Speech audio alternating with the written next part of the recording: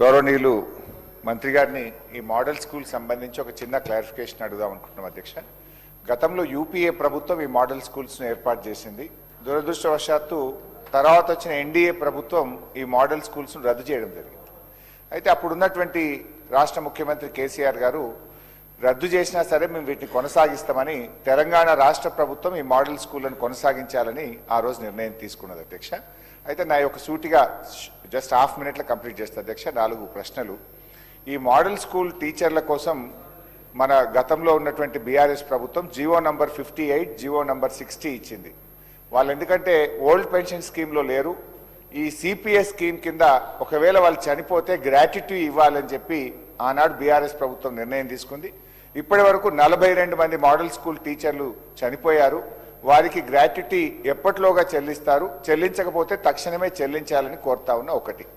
రెండవది అధ్యక్ష, model school టీచర్లు ఎవరైనా చనిపోతే వాళ్ళ పిల్లలకు కంపాషనేట్ అపాయింట్మెంట్ జరగడం లేదు. ఇతర ప్రభుత్వ ఉద్యోగుల తరహాలో మోడల్ స్కూల్ ఉద్యోగుల పిల్లలకు కంపాషనేట్ అపాయింట్మెంట్ ఎప్పటిలోగా చేస్తారో చెప్పాలని కోరుతున్నా. నంబర్ 2. నంబర్ 3 అధ్యక్ష, ప్రభుత్వ ఉద్యోగులందరికీ 1వ తారీఖు వేతనం ఇస్తామని చెప్పారు. మోడల్ స్కూల్ ఉద్యోగులకు 010 కింద దయచేసి 1వ తేదీ వేతనం ఇవ్వాలని కోరుతున్నాం. ఈ నెల ఇవాళ మనం ఈ రోజుకు కూడా 17వ తేదీ అధ్యక్ష, ఈ రోజుకు కూడా మోడల్ స్కూల్ టీచర్లకు వేతనం పడలేదు. దయచేసి 1వ తారీఖు అందరిలాగా ఇవ్వాలని కోరుతున్నా. లాస్ట్ అధ్యక్ష, మీకు సంబంధించింది అధ్యక్ష, ఈ అందరు ఉద్యోగులకు ఈహెచ్ఎస్ హెల్త్ కార్డులు ఇస్తామని చెప్పారు. మరి మోడల్ స్కూల్ ఉద్యోగులు, ఎస్సీ, ఎస్టీ, బీసీ, గురుకుల ఉద్యోగులకు కూడా ప్రభుత్వ ఉద్యోగులతో సమానంగా ఎంప్లాయీస్ హెల్త్ స్కీమ్ అమలు చేయాలని చెప్పి మీ ద్వారా ప్రభుత్వానికి కోరుతున్నాం. గౌరవ మంత్రి గారు. అధ్యక్ష,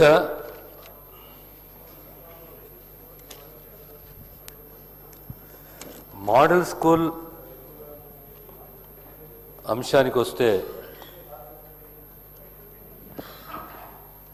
గౌరవ శాసనసభ్యులు మంత్రుల సామ్యులు గారు ప్రస్తావిస్తూ వారి యొక్క మూత్కూర్ ప్రాంతంలో సుమారు 7 ఎకరాలు ప్రభుత్వ స్థలము గతంలో రెసిడెన్షియల్ స్కూల్కు ప్రతిపాదనలు ఏమైనా ఉన్నాయా అని అంటే అలాంటి ప్రతిపాదనలు ఏమీ లేవనే విషయాన్ని తమ ద్వారా గౌరవ సభ్యులు తెలియజేస్తున్నాను అధ్యక్ష. ఈ మోడల్ స్కూల్ అనే కాన్సెప్టు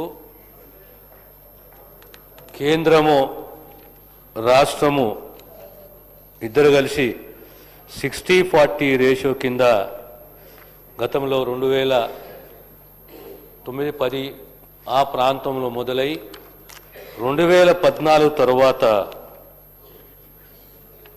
కేంద్రం యొక్క కాంట్రిబ్యూషన్ ఆపేసిరు అధ్యక్ష. అది కంప్లీట్లీ రాష్ట్రాన్ని యొక్క బాధ్యత. ఈ మోడల్ స్కూల్లో quality education, retention without dropouts అని చెప్పి 6 నుంచి 15 సంవత్సరాల మధ్య ఉన్న పిల్లలకు అడ్మిషన్లు, టీచర్స్ ట్రైనింగు ఇవన్నీ కూడా కల్పిస్తూ ప్రధానంగా గర్ల్స్కు హాస్టల్ ఫెసిలిటీస్ ఇవ్వడము. మన రాష్ట్రంలో సుమారు 194 మోడల్ స్కూల్స్ ఉన్నాయి అధ్యక్ష. వీరికి సంబంధించిన డైట్ ఛార్జెసే కానీ, యూనిఫామ్సే కానీ, కాస్మెటిక్ ఛార్జెసే కానీ ఇవన్నీ పెంచడము, సంవత్సరానికి సుమారు 146 కోట్ల రూపాయలు శానిటేషన్ మెయింటెనెన్స్కు ఆ పిల్లల యొక్క స్ట్రెంత్ని ఆధారంగా ఆ స్కూళ్ళకు కేటాయించడము ఇవన్నీ జరుగుతున్నాయి అధ్యక్ష. గౌరవ శాసనసభ్యులు హరీష్ రావు గారు ప్రస్తావించింది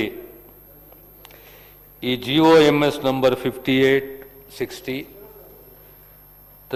ఓల్డ్ పెన్షన్ స్కీమ్కు ప్రస్తావన. తర్వాత ఈ 42 మంది మోడల్ స్కూల్ టీచర్లు పరమపదించారు, వాళ్ళకు కంపాషనేట్ అపాయింట్మెంట్ అవకాశం కల్పించాలి అనేది. తర్వాత 010 పేమెంట్ అంటే ప్రభుత్వం దీన్ని ఎగ్జామిన్ చేస్తుంది. ఈ కంపాషనేట్ అపాయింట్మెంట్కు సంబంధించి ప్రభుత్వం సానుకూలంగా స్పందిస్తున్న విషయాన్ని తమరి ద్వారా గౌరవ సభ్యులు తెలియజేస్తున్నాను అధ్యక్ష. గ్రాట్యుటీ తర్వాత మిగతా టీచర్లకు అందరికీ సంబంధించి health card SC ST BC వీళ్ళందరికీ సంబంధించి కూడా we'll examine it and will come back and inform the honourable member and తమ ద్వారా గౌరవ సభ్యులకు తెలియజేస్తున్నాను అధ్యక్ష. క్వశ్చన్ నంబర్ 1902 R&B మినిస్టర్ గారు.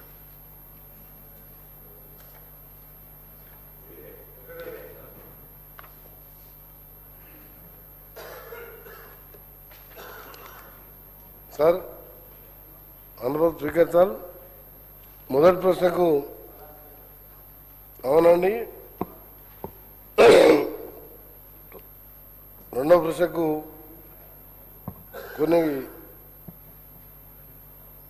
కొన్ని గ్రామాలకు ఆ ఫ్లడ్స్తోనే బస్సులు ఆగిపోవడం జరిగింది. సి ప్రశ్నకు FDR స్కీమ్ ద్వారా దాన్ని పూర్తి చేయడం జరిగింది. డి ప్రశ్నకు వరద ఉధృతి వల్ల 4 రోడ్లు దెబ్బతిన్నాయి, దాన్ని వెంటనే సరిచేశాము.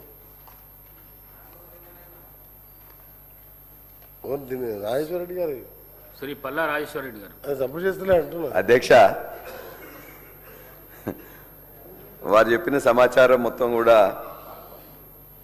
మొదటి ప్రశ్నకు అవునన్నారు, రెండో ప్రశ్నకు అవును ఆపివేయబడ్డాయి అని చెప్పిండ్రు, మూడోది కొన్ని రిపేర్ చేసినాం కంప్లీట్ అయిపోయినాయని చెప్పిండ్రు. అధ్యక్ష, ఈ రోజు వరకు డిసెంబర్ 2023లో గవర్నమెంట్ వచ్చిన దగ్గర నుంచి ఈనాటి వరకు కూడా జనగామ నియోజకవర్గంలో ఉండే ఖరాబైన రోడ్లు కానీ కొత్త ఆ రోడ్లకు మెయింటెనెన్స్ ఆఫ్ రూరల్ రోడ్స్ కానీ లేకపోతే construction of rural roads CRR కానీ పంచాయత్ రోడ్స్ కానీ R&B రోడ్స్ కానీ హ్యామ్ రోడ్స్ కానీ లేక ST దాని మీద వచ్చే ITD దగ్గర రోడ్లు కానీ ఒక్క తట్టెడు మట్టి కానీ ఒక మూరెడు రోడ్డు కానీ వేసిన సందర్భం లేదు అధ్యక్ష. మొత్తం బస్సులు 131 గ్రామాలు, నాకు 2 టౌన్లు, 42 వార్డులు ఉంటాయి అధ్యక్ష. మొత్తం బస్సులన్నీ కూడా ప్రతి ఊరికి ఐదర్ బస్సు ఆపడం కానీ లేకపోతే 2 ట్రిప్పులు ఉంటే 1 ట్రిప్ కావడం, 3 ట్రిప్పులు ఉంటే 2 ట్రిప్పులు కావడం అయిన అధ్యక్ష. కాబట్టి నేను ఊరికి పోతే వాళ్ళు అడిగేది ఏం లేదు, ఒక్క బస్సు వేయించండి, ఉన్న బస్సు పాత బస్సు వేయించండి అని చెప్పేసి అడుగుతున్నారు. ఆ డిపో గారిని, ఉస్నాబాద్ డిపో కానీ, సిద్దిపేట డిపో కానీ, జగదీర్గుట్ట డిపో కానీ, జనగాం డిపో కానీ వాళ్ళని అడిగితే రోడ్డు బాగాలేదు కాబట్టి నేను వేయలేని చెప్పేసి అంటున్నారు. కాబట్టి దయచేసి R&B శాఖ మంత్రి గారికి కూడా నేను పోయినప్పుడల్లా తప్పనిసరిగా అంటే రాజేశ్వర్ నీకెందుకు నేను రేపే ఇచ్చేస్తానంటారు.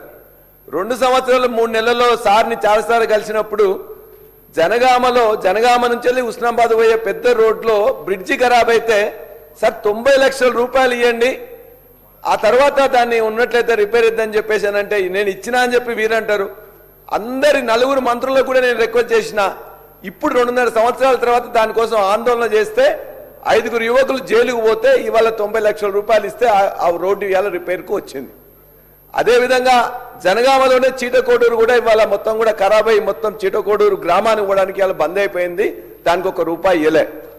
వారు కూడా MRR కింద 4 రోడ్లు శాంక్షన్ ఇచ్చారు, ఆ MRR మెయింటెనెన్స్ రోడ్స్ కింద. అవి ఇంతవరకు మొదలే కాలేదు అధ్యక్ష.